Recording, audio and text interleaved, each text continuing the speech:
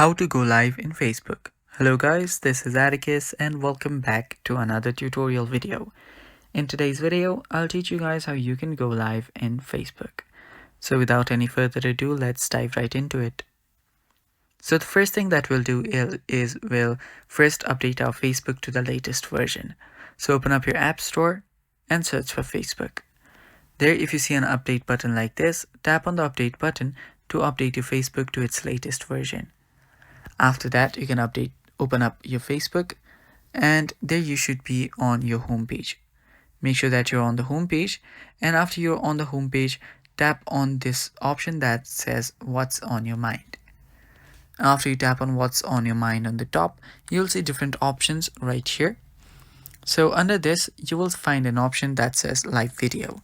So tap on live video, and there we go. Now tap on the go live button to start your live video. And that's how you can go live on Facebook, guys. Thanks for watching. That is all for today's video. Stay tuned for more, and bye-bye.